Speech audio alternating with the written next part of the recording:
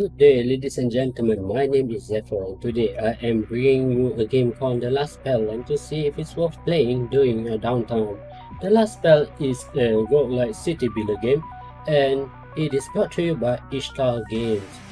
A fair word of warning though, this game is an early access title, so it means whatever you are going to see in this video may or may not be a final representation of what the game is going to be after it come out from early access. So why am I covering an early access video?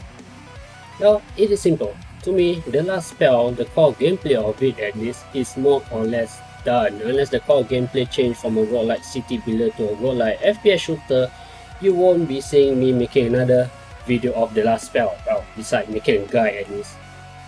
So you can expect throughout its period in the early access, you will get more content such as hopefully a campaign mode, more buildings, that's for sure, more enemies, that's for sure, more weapons, more perks, more enemies, and more towns. With that being said, let's head on towards the option menu before we dive into the game. And this is our option menu. There's nothing much you can change in regards to improving the performance, because in this game it's hard to obtain 60 frames per second. There are games where I'm gaining around 30 to 40 frames per second, and that to me is alright at least. But I've seen others who play this game who's running at 20-30 frames per second, and I've seen dudes whose frame rate tank all the way down to 4 frames per second when the fighting gets really intense. So I think the bare minimum you can do is changing your resolution, and hopefully that will help in securing some frames for your PC. So before getting this game, ladies and gentlemen, do look over at the minimum requirement for your PC for this game, so that you won't have some terrible experience playing this game. But this game is still fun. It's still a fun game.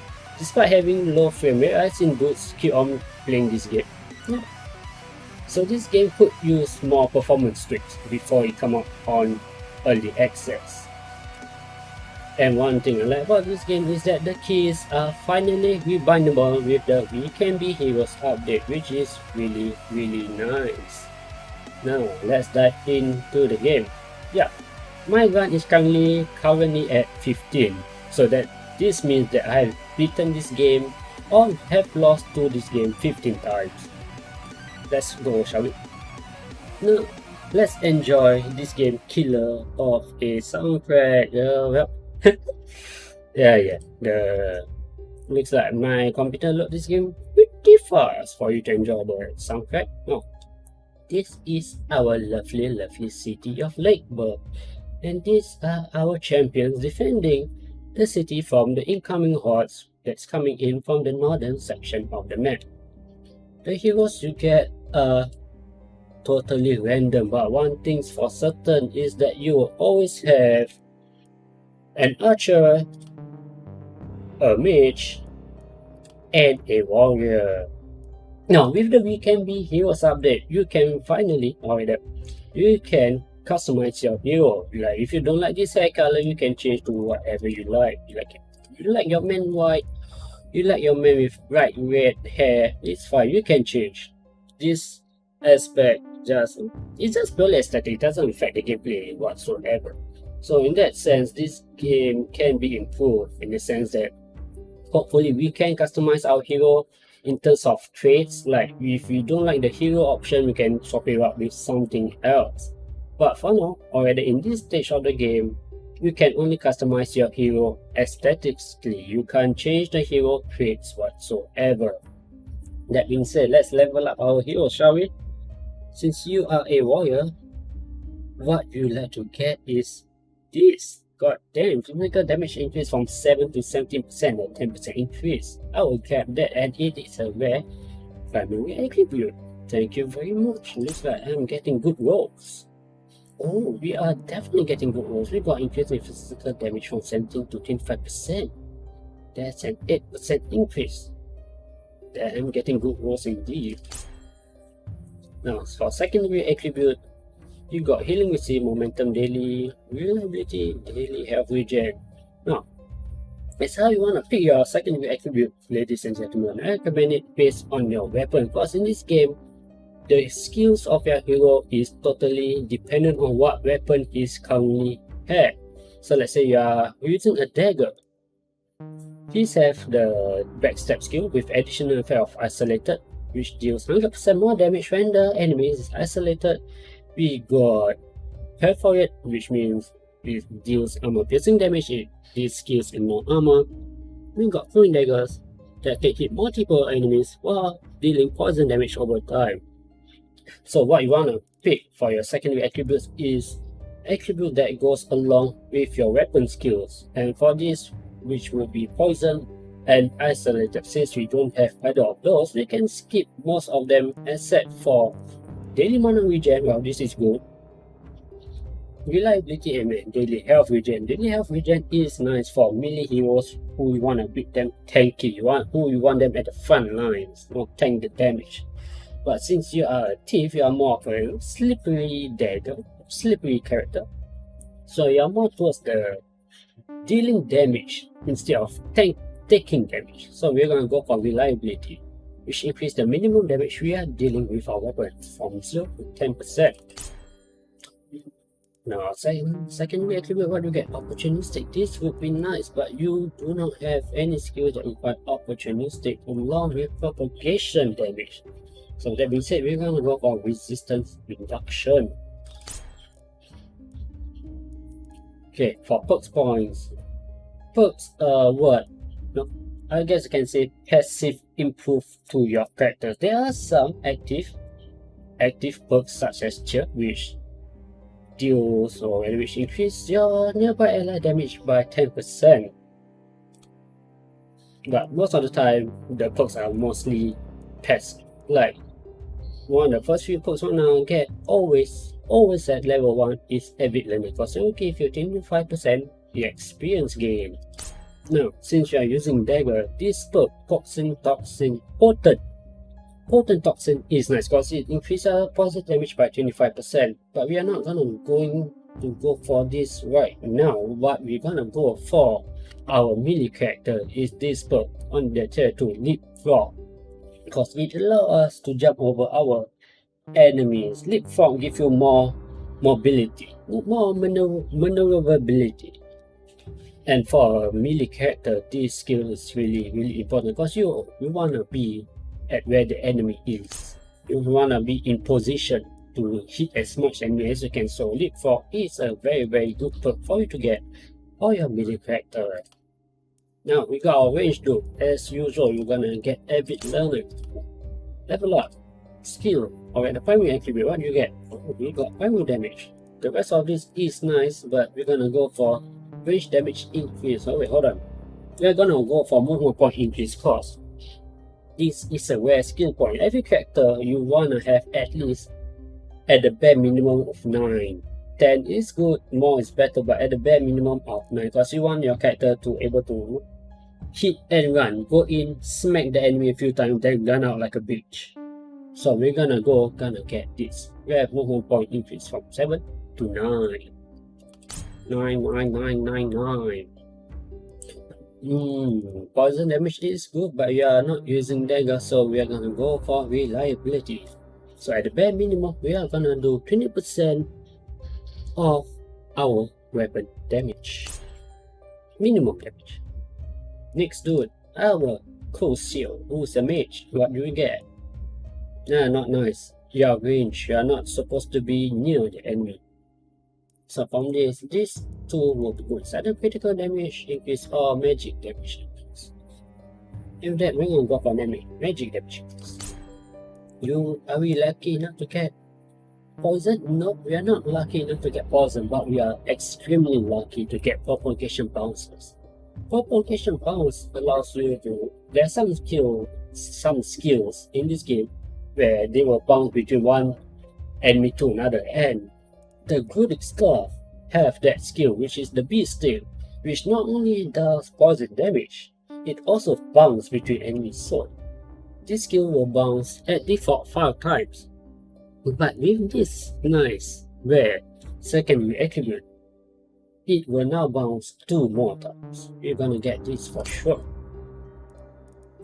As the perk gonna go for every learner as per usual. And that is all with our characters. Now into our city.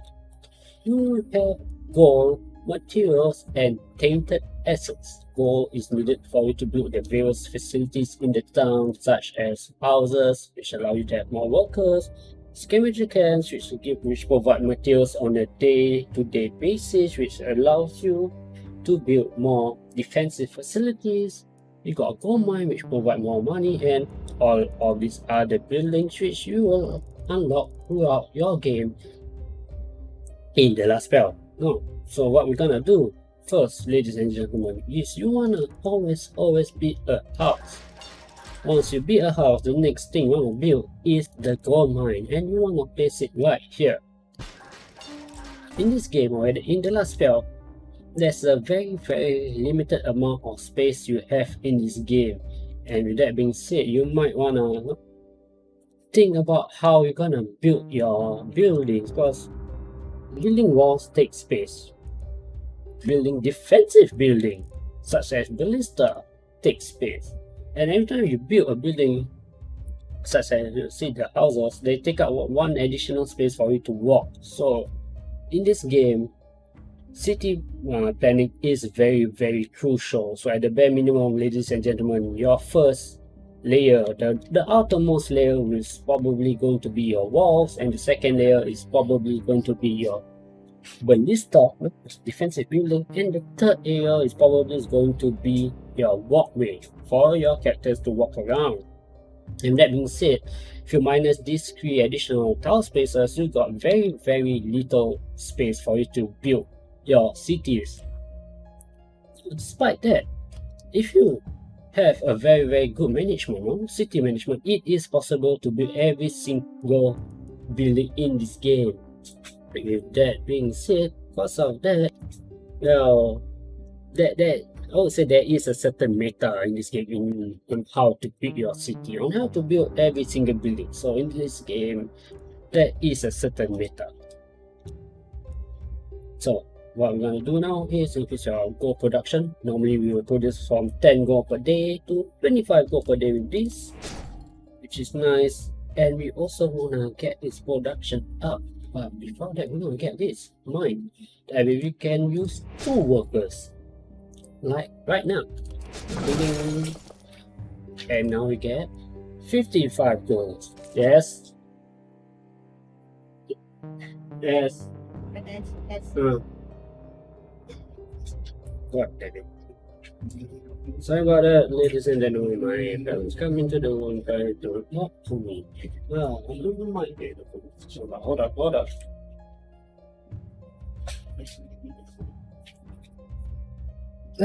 Alright, I'm back. Let's see, such a good thing. I'm not gonna cut that out. Now, a little bit. My momentum to talk about this game just disappears because of the interruption. But hold on. Life goes on. Where were we? Oh yes. Workers. No, workers buildings, yeah. So we're gonna try to get this, but we are lacking on 5 gold. So what we're gonna do now is let's demolish this building to get that nice sweet 21 gold, so that I can get my production plus. Yeah. You can send your workers to demolish buildings or put them to work in the government. But if you're gonna demolish all these ruins, you get either 14 gold, 14 materials, or 36 materials or set goals, depending on which building, or rather depending on the number of workers you need to send in. You got additional worker which demolish this cabbage. Money is really good. The more money we have, the better it is for us. Now, materials. You need materials to build wall. As for example, we are just gonna plug it.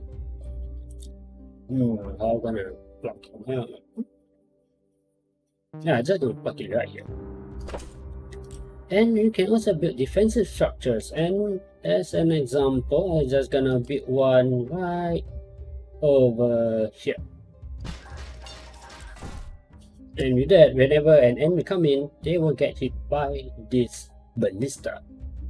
Now, we are talking about gold, we are talking about materials. Now let's talk about tinted essence. Tinted essence is the core, or rather what makes this game a roguelike game.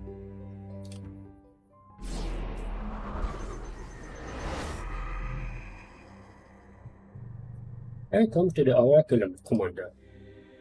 Why do you hate your sister?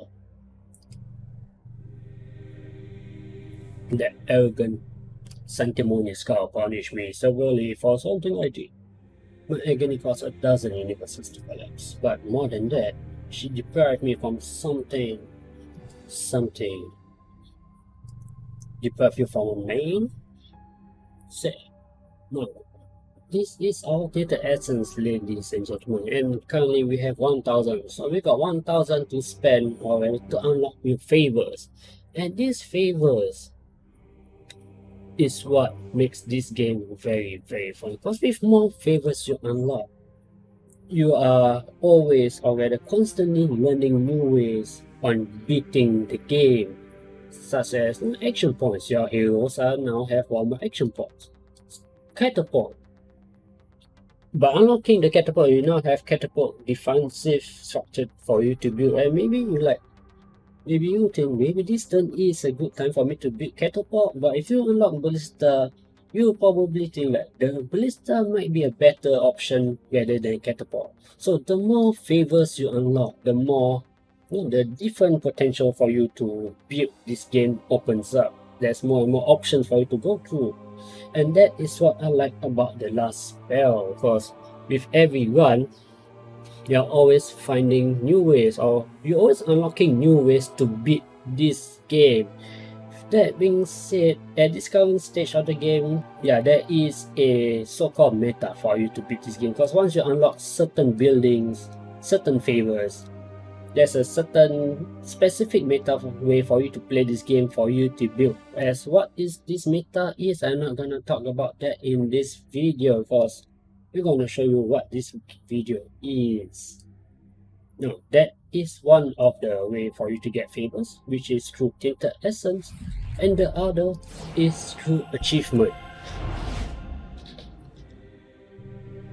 Now, if you are able to reach a hero that's able to dodge 20 enemy attacks within one playthrough, you'll unlock the Thief set. And this, ladies and gentlemen, is also another way for you to unlock favors besides beating the shit off your enemy. It is to achieve certain way in this game. I can't remember what's all this. It's been a while, I guess. But we can see the current one there, which is Slave set, Force Mage set, and the Thief set. And that is the city and the hero aspect of this game. Let's get into the fighting aspect, shall we?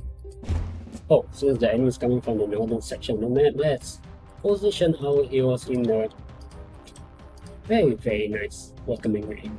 Come on, Thief, get over here. Okay, you all should be okay.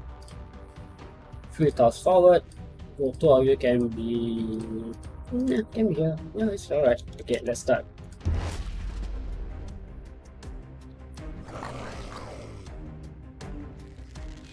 Nice. See that, ladies and gentlemen, our ballista is really a worthy investment. It shoot out anything that comes within range. Oh. We have action points right here.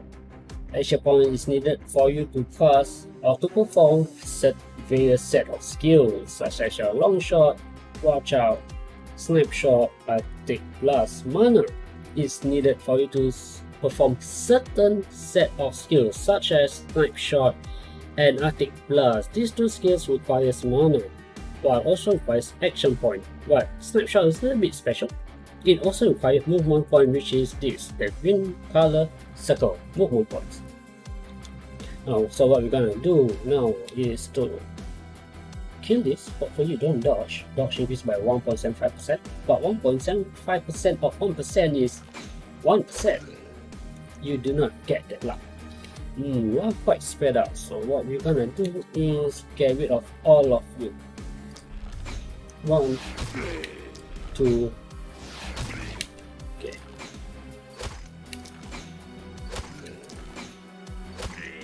very nice. Now, I did mention earlier that mobility and maneuverability is very important. So if you want to go around this enemy, if you want to hit here, you need to go all the way up here, but we are lacking in 2 movement points. But with the leapfrog, you can jump over your enemies and get in a very nice sweet position to hit every single one of these. Okay, nice. 1, 2, 3. And we can run back out. As for you, Mr. Mage, one movement 6. Oh, that one movement is horrible. I'll definitely need to give you movement attribute with this. Let's see how we're gonna do this. Like that. Centipede. As you can see, ladies and gentlemen, this skill Centipede has additional opportunistic, which will allow us to do a lot of damage, and that is why Rudic Staff is one of the better weapons. And sadly, the Rudic Staff is not a weapon you get right off the bat. It is one of the weapons that you will require to unlock through favors. If I recall correctly, it is through the Tainted Essence. Now let's spread our beastings. Quite nice. And with that, we have cleared every single enemy on the first turn, which is really good. And next, so this is basically the gameplay of The Last Spire. This is the core gameplay of The Last Spire. You build cities every day, you upgrade your heroes every day, build more defensive structure every day, and every night you repel the enemy from coming into your city. If your enemy does manage to step foot into the city, you will cause city panic, and city panic, ladies and gentlemen, will affect your reward once the night has ended. So if your city panic is at the bare minimum right here, you will get the best reward. But if the city panic is all the way down to here, you get the worst reward after the game ends. And with that, ladies and gentlemen, this is The Last Spell. And The Last Spell is once again developed by Ishtar Game, and you can get this game for $18.50. If you enjoyed this video and you'd like to see more, do like and subscribe, and I hope I will see you all next time. See ya!